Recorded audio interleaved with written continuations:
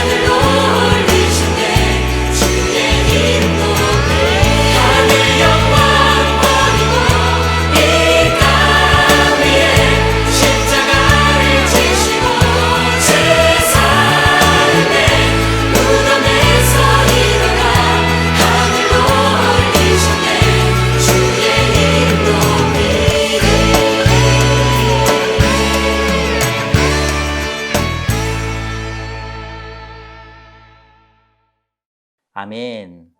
우리 함께 기도하겠습니다. 사랑하는 주님, 오늘도 우리가 주님의 말씀을 묵상할 수 있도록 은혜를 베풀어 주시니 감사합니다. 우리가 하나하나 배울 때마다 더 하나님의 나라를 누릴 수 있도록 도와주시고 더 하나님의 은혜에 깊이 빠져들 수 있도록 은혜 베풀어 주옵소서. 오늘 하루 가운데도 또 이 시간 가운데도 함께 하실 주님을 기대하오며 예수 그리스도의 이름으로 기도드립니다. 아멘. 자, 우리 언약과 하나님의 나라에 대해서 우리가 한 가지 배웠어요.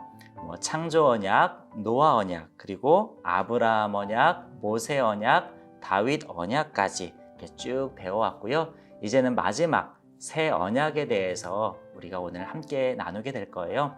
그래서 먼저 오늘은 새 언약과 하나님의 나라에 대해서 함께 묵상하려고 하고요.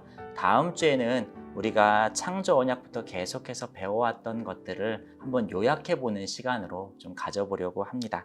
그래서 우리 성도님들께서 마지막까지 함께 해주시면 너무 좋을 것 같습니다. 자, 그럼 오늘 순서를 시작하도록 하죠. 자, 오늘 처음 시작은 왜 새 언약을 이라는 제목을 한번 붙여봤어요.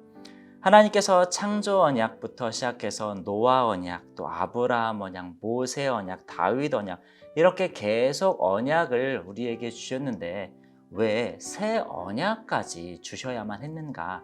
우리가 그 이유를 좀 알아야 되겠죠. 이 이유에 대해서 다니엘은 9장 11절, 12절까지 그렇게 이야기를 해요.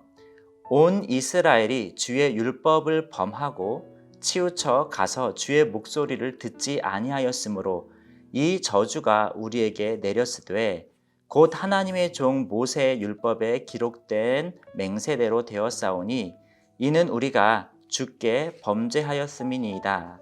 주께서 큰 재앙을 우리에게 내리사 우리와 및 우리를 재판하던 재판관을 쳐서 하신 말씀을 이루셨사오니 온 천하에 예루살렘에서 일어난 일 같은 것이 없나이다.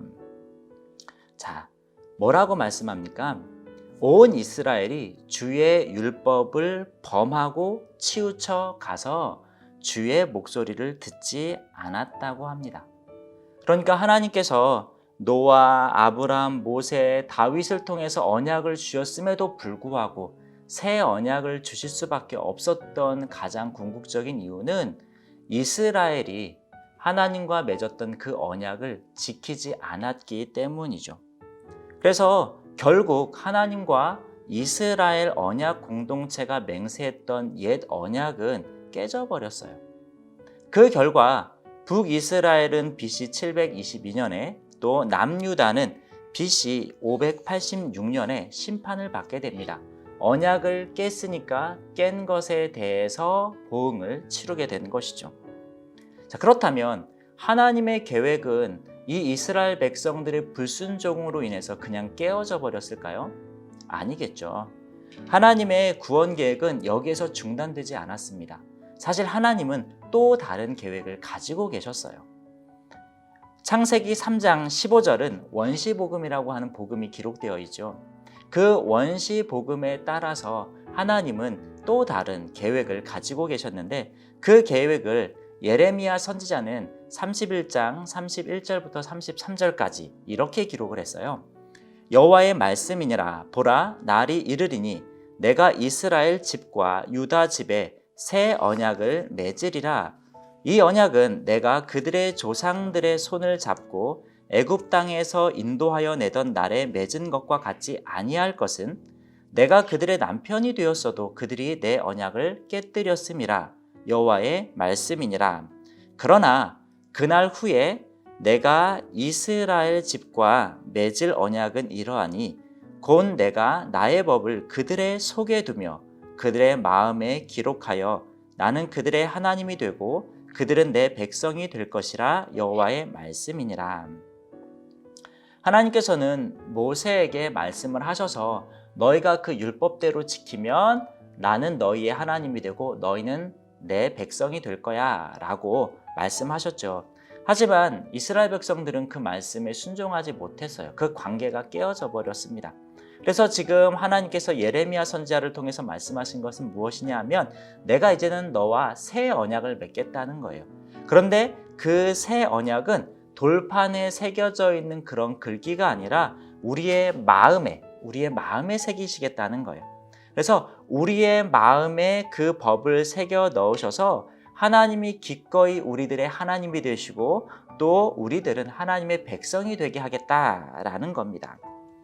자, 그러면 하나님께서 그 일을 어떻게 하실 거냐 하면 이제는 모세가 아닌, 그러니까 율법이 아닌 새 중보자를 세워서 하나님의 택함 받은 사람들과 새 언약을 맺으시겠다는 거예요. 그래서 어떻게 하시겠다? 그 새 언약을 맺은 백성들, 택하심과 부르심과 믿음과 회개, 칭의와 성화, 또 영화의 복을 받은 사람들이 그 새 언약 안에서 영원한 평안과 기쁨과 사랑의 완성을 보게 하겠다라고 하시는 거예요. 자, 그럼 여기에서 말씀하는 새 중보자, 그 새 중보자가 과연 누구일까? 자, 하나님의 계획을 이루신 예수님. 하나님께서 우리에게 새 중보자를 준비해 두셨는데 그분은 다름이 아닌 우리 예수님이신 것이죠. 그 예수님이 어떻게 우리의 중보자가 되셨냐? 사도행전 2장 36절에 보면 이렇게 기록이 되어 있어요. 그런즉 이스라엘 온 집은 확실히 알지니 너희가 십자가에 못 박은 이 예수를 하나님이 주와 그리스도가 되게 하셨느니라. 예수님이 죽으심으로 인해서 하나님께서 예수님을 우리의 주와 그리스도로 삼으셨다는 겁니다. 사실 이 십자가의 죽으심은 옛 언약에 실패한 이스라엘 백성들의 불순종, 하나님에 대한 불순종의 그 절정에 이른 사건이에요. 그러니까 계속해서 하나님의 말씀에 불순종해 왔어요. 그런데 그 불순종의 그 정점이 어디냐? 예수 그리스도를 십자가에 못 박아 죽인 사건인 것이죠. 그래서 결국은 이스라엘이 다시 회복이 되지만 AD 70년 로마 제국에 의해서 완전히 멸망당합니다. 하나님께서 이 마지막 사건을 통해서 이스라엘을 흩으시는 거예요. 하지만 인간이 흩은 이 사건이 그냥 흩은 사건으로 끝나는 게 아니라 사실은 새 언약을 이루시는 또 하나의 방편이었던 것이죠. 그래서 예수님의 십자가 그 사건을 통해서 하나님은 준비를 하신 것입니다. 그런데 그러면 정말 예수님이 이렇게 십자가에 못 박힐 만큼 잘못을 저지르신 분인가? 아니시죠. 고린도후서 5장 21절에 보면 이렇게 기록이 되어 있어요. 하나님이 죄를 알지도 못하신 이를 우리를 대신하여 죄로 삼으신 것은 우리로 하여금 그 안에서 하나님의 의가 되게 하려 하심이라 라고 기록을 합니다. 분명히 말씀하죠. 예수님은 죄를 알지 못하세요. 죄가 없으신 분이세요. 그럼에도 불구하고 십자가에서 죽으신 거예요. 첫사람 아담은 이루지 못했던 에덴에서의 그 행위 언약, 그 행위 언약을 예수님은 다 이루신 것입니다. 하나님께서 말씀하신, 모세를 통해 말씀하신 그 모든 언약들을 다 이루신 것이죠. 그래서 모든 의를 이루셨기 때문에 대속적인 죽음을 맞으실 수 있었던 겁니다. 그러니까 예수님은 십자가에 죽을 만한 잘못을 저질렀기 때문이 아니라 우리 인류를 대속하기 위해서 완벽한 의로운 삶을 사셨음에도 불구하고 죄를 알지도 못하셨음에도 불구하고 십자가에 죽으셨던 것이죠. 그러면 그 예수님은 과연 정말 그렇게 의롭게 사셨는가? 과연 죄를 하나도 짓지 않고 사셨는가? 우리가 예수님의 삶을 좀 살펴볼 필요가 있겠죠. 먼저 예수님이 공생의 사역을 시작하시면서 제일 먼저 하셨던 것은 세례를 받으셨던 것이죠. 마태복음 3장 16절부터 17절에 보면 이렇게 기록이 되어 있어요. 예수께서 세례를 받으시고 곧 물에서 올라오실새 하늘이 열리고 하나님의 성령이 비둘기같이 내려 자기 위에 임하심을 보시더니 하늘로부터 소리가 있어 말씀하시되 이는 내 사랑하는 아들이요 내 기뻐하는 자라 하시니라. 예수님께서 세례를 받으셨어요. 물속으로 푹 잠기셨죠. 그때 성령이 비둘기같이 임하심을 보이셨습니다. 그리고 말씀하시죠. 내 사랑하는 아들이고 내 기뻐하는 자라. 자, 이 사건은 마치 오순절 성령 강립 사건의 서막을 보여주는 것 같아요. 성령님께서 예수님을 하나님 나라의 왕으로 기름 부으시는 모습을 보여주죠. 물에 푹 담겨서 젖어 있는 그 상태에서 성령이 비둘기같이 쫙 임하시는 거죠. 그리고 소리가 들려요. 내 사랑하는 아들이고 내 기뻐하는 자다. 이 모습을 통해서 예수님은 하나님의 아들이셨구나 라는 사실을 인지하고 우리는 예수님의 삶을 시작하게 됩니다. 그리고 나서 조금 시간이 지나면 사도행전 10장 38절에 이렇게 기록을 해요. 하나님이 나사렛 예수에게 성령과 능력을 기름 붓듯 하셨음에 그가 두루 다니시며 선한 일을 행하시고 마귀에게 눌린 모든 사람을 고치셨으니 하나님이 함께 하셨습니다. 하나님이 이 예수님과 함께 하셨어요. 그래서 어떻게 사셨죠? 크게 두 가지를 말씀하죠. 여기에서는 먼저 선한 일을 행하셨다. 의롭게 사셨다라는 거고요. 두 번째로 마귀에게 눌린 모든 사람들을 고쳐주셨대요. 사탄에게 승리하신 거예요. 이것은 하나님 나라의 의의 왕임을 증명하는 거예요.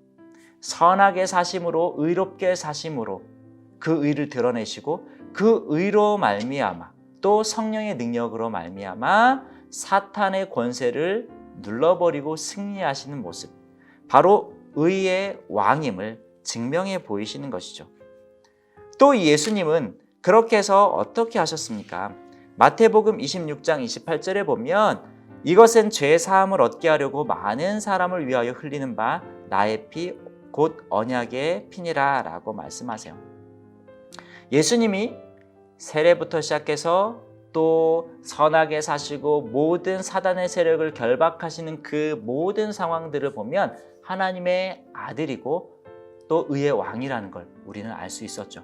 하지만 그 예수님은 그 왕으로서의 모습을 그냥 계속 유지하셨던 게 아닙니다. 왜냐하면 예수님이 이 땅에 오신 이유는 죄 사함을 얻게 하려고 오셨기 때문이죠. 그래서 많은 사람을 위해서 기꺼이 피를 흘리기로 결정을 하십니다. 예수님은 인류의 죄 사함을 위해서 기꺼이 그 일을 감행하셨던 것이죠. 왜냐하면 이 예수님께서 굳이 내가 피를 흘려야 되겠다라고 생각하신 것은 그냥 예수님이 생각하신 아이디어가 아니었어요. 내가 어떻게 죽을까 고민하다가 그래, 피 흘려 죽는 게 조금 멋있어 보인다 라고 해서 결정하신 게 아니라는 거예요. 구약 시대 때부터 시작해서 하나님께서 제정하신 법에 보면 그 죄사함을 위해서는 피가 필요했던 거예요. 그래서 창세기 3장 21절, 여호와 하나님이 아담과 그의 아내를 위하여 가죽옷을 지어 입히시니라. 하나님께서 선악과를 먹음으로 인해서 범죄한 아담과 하와를 용서해 주시는 장면에서 가죽옷이라는 게 등장을 해요. 자, 가죽은 동물에게 있는 거죠. 그 가죽으로 옷을 입혔다는 것은 누군가가 죽었다는 걸 말해요. 누군가가 피를 흘린 것이죠. 그리고 레위기 17장 11절에 가면 육체의 생명은 피에 있음이라. 내가 이 피를 너희에게 주어 제단에 뿌려 너희의 생명을 위하여 속죄하게 하였나니 생명이 피에 있으므로 피가 죄를 속죄하느니라 라고 말씀합니다. 육체의 생명이 피에 있대요.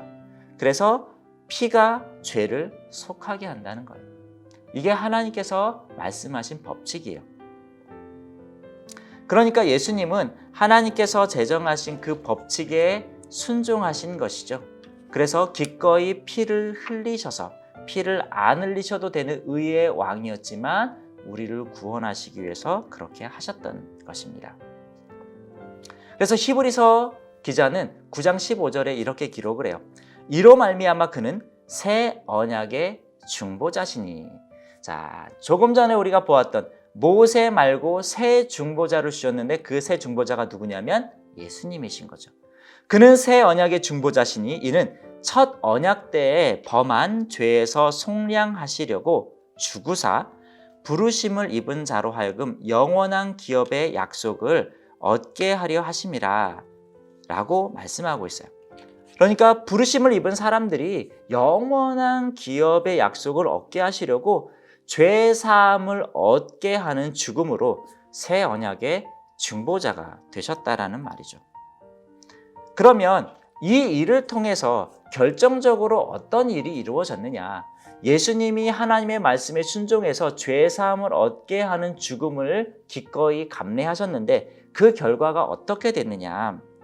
마태복음 16장 21절에 예수님께서 말씀하시죠. 이때로부터 예수 그리스도께서 자기가 예루살렘에 올라가 장로들과 대제사장들과 서기관들에게 많은 고난을 받고 죽임을 당하고 제3일에 살아나야 할 것을 제자들에게 비로소 나타내시니. 자, 예수님께서 이제는 제자들에게 말씀하시죠. 내가 이제 고난을 받을 거야. 이제 나는 죽임을 당하게 될 거야. 하지만 제3일에 살아날 거야 라고 말씀하세요. 그런데 원어를 보면 고난받음, 죽임당함, 이 살아남이 모두 수동태로 되어 있어요. 이 얘기는 무슨 얘기냐면 고난을 받는 것도 하나님께서 주시는 고난인 거고 죽임도 하나님께서 주시는 거예요.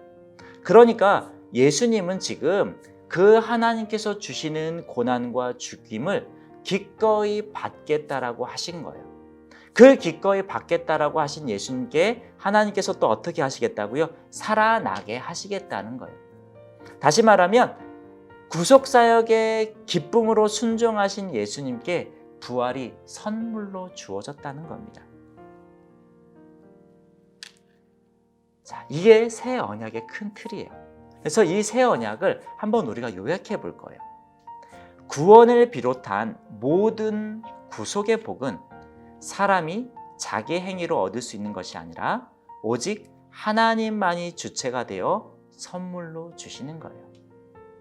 구원을 비롯한 모든 복을 사실은 인간이 얻을 수 있도록 길은 주셨습니다. 어떤 길이요? 율법을 주심으로 너희가 그 율법을 행하면 내가 너에게 이 복을 줄 거야 라고 말씀해 주셨죠. 하지만 사람이 그것을 지킬 수 없었어요. 그래서 사람의 행위로 될 수가 없는 거죠.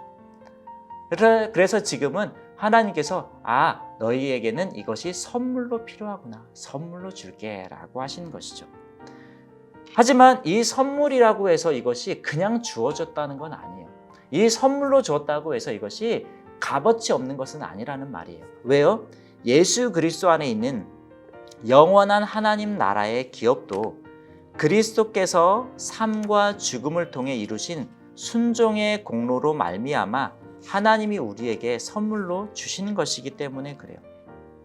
예수님께서 이 땅에 내려오신 것, 하나님이심에도 불구하고 인간의 육체로 입고 오신 것, 성육신, 그리고 이 땅에서 사신 것, 그리고 고난받으시고 십자가에서 죽으신 것, 이 모든 과정을 거친 이후에 우리에게 값없이 주어진 것이 구원이고 선물인 거예요. 예수님의 순종의 공로로 얻어진 겁니다. 거저 얻어진 건 아니에요. 우리는 거저 얻은 것 같은 느낌을 갖지만 사실 하나님의 입장에서 보면 정말 마땅한 대가를 다 치르신 거예요. 그 모든 대가를 치르시고 우리에게 허락해 주신 것이죠. 그러면 이 값이 치러졌기 때문에 우리가 할 것은 아무것도 없느냐? 아니죠. 우리가 해야 될 것이 분명히 있습니다. 뭐예요? 하나님은 신자들을 그리스도의 죽음과 부활 안에서 연합하게 하시고 그리스도 안에서 택함받은 사람들에게 약속하신 모든 신령한 복과 구원을 선물로 부어주세요. 하나님께서는 우리에게도 예수님이 받으셨던 그 복을, 그 은혜를 선물로 주기를 원하세요. 부활의 그 기쁨을 누리게 하기를 원하세요. 하지만 이것은 거저 얻어지는 건 아니에요. 그리스도의 죽음과 부활 안에서 연합된 사람, 그리스도 안에서 택함받은 그 사람들에게 선물로 주시는 것이죠. 그래서 로마서 6장 4절부터 5절까지의 말씀은 이렇게 이 내용을 요약을 해요. 그러므로 우리가 그의 주오심과 합하여 세례를 받음으로 그와 함께 장사되었나니 이는 아버지의 영광으로 말미암아 그리스도를 죽은 자 가운데서 살리심과 같이 우리로 또한 새 생명 가운데서 행하게 하려 함이라. 만일 우리가 그의 죽으심과 같은 모양으로 연합한 자가 되었으면 또한 그의 부활과 같은 모양으로 연합한 자도 되리라. 아멘. 예수님께서 새 언약을 이루시는 그 모든 여정 속에 공짜로 얻어진 건 없었습니다. 예수님은 의로우신 분이었고요. 죄를 알지 못하셨던 분이에요. 죄를 알지 않았어요. 그럼에도 불구하고 우리를 구원하시기 위해서 성육신부터 십자가의 죽으심까지, 묻히심까지 모든 과정들을 감내하셨던 거예요. 왜요? 우리에게 부활의 참 소망을 주시기 위해서. 그 새 언약을 이루시기 위해서. 우리에게 그 새 언약을 마음판에 새겨주시기 위해서 그렇게 하셨다는 거예요. 그런 주님이 우리와 하고 싶어 하시는 것이 딱 한 가지가 있어요. 하나님이 우리에게 원하시는 것이 딱 한 가지가 있어요. 그게 뭐냐 하면 연합하는 거예요. 연합하는 거. 그리스도 안에 거하는 것. 우리가 하나님께서 주신 그 율법 언약을 비롯해서 계속해서 새 언약까지 왔어요. 자, 우리가 율법 언약을 지킬 수 있었다면 그것으로 구원 받았을 겁니다. 하지만 우리가 지킬 수 없어요. 왜 지킬 수 없었어요? 너무 힘들었잖아요. 우리가 지키기엔 너무나도 버거운 거였잖아요. 그 율법 만만치 않은 거였잖아요. 그런데 그 만만치 않은 율법을 예수님은 다 지키시는 거예요. 우리를 위해서. 그렇다면 하나님께서 우리에게 요청하시는 이 한 삶, 그리스도와 연합하는 그 삶, 우리가 그 삶만큼은 살아야 되지 않을까요? 주님의 죽으심의 그 십자가를 내던지는 사람이 아니라 그 십자가를 기꺼이 감내하고 그리스도와 함께 십자가에 못 박히고 대신에 그리스도와 함께 부활의 기쁨을 누리는 그런 우리가 되어야 되지 않을까요? 우리가 말씀 묵상으로 하루하루를 살아가고 있습니다. 그리고 1, 2, 3 생활 예배를 살아가고 있죠. 첫 시간 예배를 드리고 있고요. 말씀 묵상을 해요. 좋아요. 이것이 바로 그리스도와 연합하는 삶이에요. 하지만 쉽나요? 아니에요. 어려워요. 그래서 때로는 잊어버리기도 하고요. 때로는 알아도 하기 싫어서 안 하기도 해요. 하지만 우리가 새 언약을 이루시기 위해서 예수님께서 감내하신 그 모든 과정들을 우리가 다시 한번 생각한다면 우리가 게을러지고 싶을 때 다시 한번 우리의 마음을 다잡을 수 있을 것 같아요. 예수님께서 오늘 우리에게 새 언약을 허락하셨습니다. 그 새 언약을 통해서 우리는 하나님의 나라의 삶을 누릴 수 있게 되었고요. 그 새 언약 안에서 하나님께서 우리에게 주신 모든 구원의 기쁨들을 누리게 되었어요. 자, 그렇다면 우리가 그 기쁨을 완전하게 누리기 전에, 그 부활의 기쁨을 누리기 전에 우리 주 예수님과 함께 십자가의 삶에 연합하는 건 어떨까요?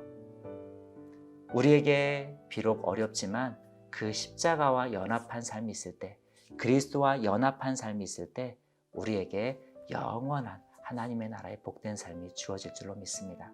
간절히 소망하기는 함께하는 우리 풍성교회 모든 성도님들이 그리스도와 연합함으로 하나님께서 우리에게 주신 하나님 나라의 삶을 풍성하게 살 수 있기를 간절히 소망합니다. 함께 기도하겠습니다. 하나님 아버지, 우리에게 주어진 하나님 나라의 삶, 그리고 이 새 언약, 결코 공짜로 얻어진 것이 아님을 다시 한번 보았습니다.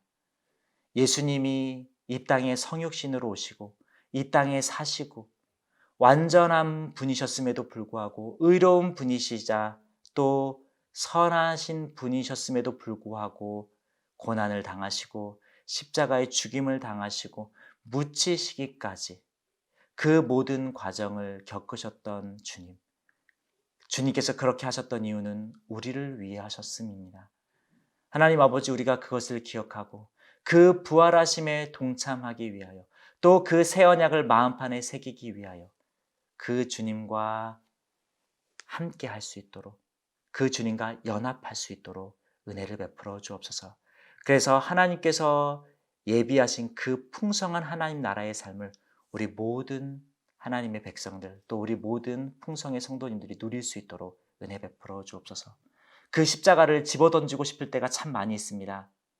그때마다 우리 주님을 기억하게 하시고 그때마다 버리고자 했던 그 십자가를 다시 붙들 수 있도록 은혜 베풀어 주옵소서. 감사드리며 예수 그리스도의 이름으로 기도드립니다. 아멘. 자, 오늘 새 언약과 하나님의 나라에 대해서 우리가 함께 묵상해 보았습니다. 어떻게 좀 이해가 되시나요? 간절히 정말 소망하기는 이 새 언약이 우리 모두의 마음판에 꽝 하고 새겨졌으면 좋겠습니다. 자, 이제 다음 주에는 우리가 처음부터 함께 했었던 언약과 하나님의 나라의 부분을 하나하나 보면서 전체적인 좀 큰 틀을 보려고 합니다. 다음 주까지 새 언약의 사람답게 살고 계시다가 또 다음 주에 뵈면 좋겠습니다. 그럼 다음 주까지 하나님 나라의 풍성함들을 깊이 누리시기를 소망합니다. 감사합니다.